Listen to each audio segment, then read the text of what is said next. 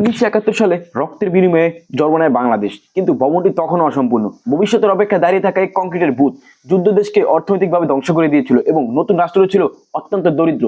টিকে থাকার সংগ্রামে এই অবস্থায় প্রকল্পটি বাতিল করা খুবই সহজ ছিল, কিন্তু শেখ মুজিব বুঝতে পেরেছিলেন এই ভবনের প্রতীকী গুরুত্ব। এটি শুধু একটি স্থাপনা নয়, এটি রাষ্ট্র, গণতন্ত্র এবং স্বাধীনতার প্রতীক।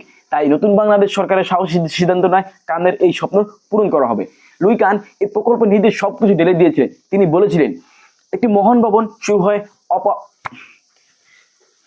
লুই কান এই প্রকল্প নিজের সবকিছু ঢেলে দিয়েছিলেন। তিনি বলেছিলেন একটি মহান ভবন শুরু হয় অমাপযোগ্য কিছু দিয়ে, নকশার সময় তা মাপযোগ্য হয় এবং শেষে আবারও অমাপযোগ্য হয়ে ওঠে। তিনি বিশাল স্থপত্য ফুটিয়ে তুলতে চেয়েছিলেন বাংলার প্রকৃতি, নদী, আলো আর মানুষের জীবন।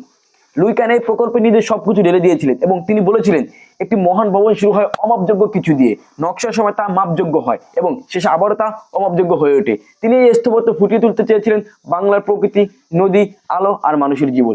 বিশাল জ্যামিতিক খোলাগুলো শুধু জানালা নয়, এগুলো ছিল লাইট গিভিং এলিমেন্টস, যেগুলো দিয়ে বাংলাদেশের আকাশে নরম আলোর ভিতর প্রবেশ করে। চারপাশে লেক শুধু সৌন্দর্যের জন্য নয়, এটি বাতাস ঠান্ডা করে এবং নদীমাতৃক বাংলার প্রতিফলন তৈরি করে। তিনি এমনকি বাংলা নকশিকাতা এবং গ্রামীণ শিল্পের জ্যামিতিক নকশা অন্তর্ভুক্ত করেছিলেন। এটি ছিল আধুনিক স্থাপত্য ও বাঙালি আত্মার এক অনন্য মিশ্রণ। কিন্তু কান কখনো তার মাস্টারপিস সম্পূর্ণ হতে দেখেননি। 1974 সালে নিউ ইয়র্কের পেনসিলভেনিয়া স্টেশনের হৃদরোগে তিনি মারা যান, একাই এবং দেউলিয়া অবস্থায়।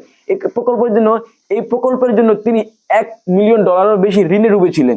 বহু বছর পর তার ছেলে ন্যাথানিয়েল কান এই ভবনে আসেন। তার অস্কার মনোনীত চলচ্চিত্র মাই আর্কিটেক্ট এ তিনি প্রথমবার উপলব্ধি করেন তার বাবার সেই অভাবযোগ্য ভালোবাসা। অবশেষে 15 ফেব্রুয়ারি 1982 সালে ভবনটির উদ্বোধন করেন তৎকালীন প্রেসিডেন্ট এবং সামরিক শাসক হোসেন মোহাম্মদ এরশাদ। সেই দিন থেকে জাতীয় সংসদ ভবন হয়ে ওঠে বাংলাদেশের রাজনৈতিক ইতিহাসের প্রধান মঞ্চ। এ পর্যন্ত এখানে 13টি সংসদ অধিবেশন অনুষ্ঠিত হয়েছে। দ্বিতীয় থেকে ত্রয়োদশ পর্যন্ত 1991 সালে পঞ্চম সংসদে ফিরে আসে সংসদীয় গণতন্ত্র এবং নির্বাচিত হন দেশের প্রধান নারী প্রধানমন্ত্রী বেগম খালেদা জিয়া। এবং 1996 সালে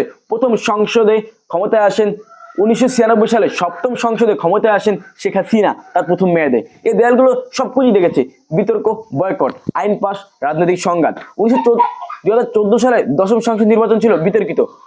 প্রধান বিরোধী দলীয় নির্বাচন বয়কট করেছিল। এই প্রবণতা একাদশ সংসদে দেখা যায় এবং 2024 সালে দ্বাদশ সংসদ শুরু হয়েছে। রাজনীতি বদলেছে, এই ভবনটি রয়ে গেছে।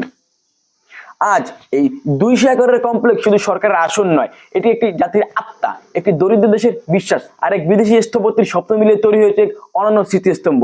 1989 সালে এটি পায় Aga Khan award of আর্কিটেক্টর। Luis কান একবার লিখেছিলেন, সূর্য কখনো জানতো না সে কত মহান যতক্ষণ না সে একটি ভবনের গায়ে পড়েছিল। তেমনি হয়তো বাংলাদেশও নিজের মহত্ব বুঝতে পারেনি যতক্ষণ না তার গল্প প্রতিফলিত হয়েছে এই সংসদ ভবনের দেয়ালে। ডানকের থেকে স্বাধীনতার প্রতীক পর্যন্ত, স্বৈরশাসকের প্রকল্প থেকে বিশ্বের সবচেয়ে সুন্দর আইনসভা ভবন পর্যন্ত, এই ভবন সবকিছু দেখেছে। এটি আমাদের সংগ্রাম, ত্যাগ আর গণতন্ত্রের আশার এক স্থায়ী স্মারক। রাজনীতি চলবে, বিতর্ক চলবে, কিন্তু জাতীয় সংসদ ভবন দাঁড়িয়ে থাকবে এক নীরব প্রহরী হয়ে।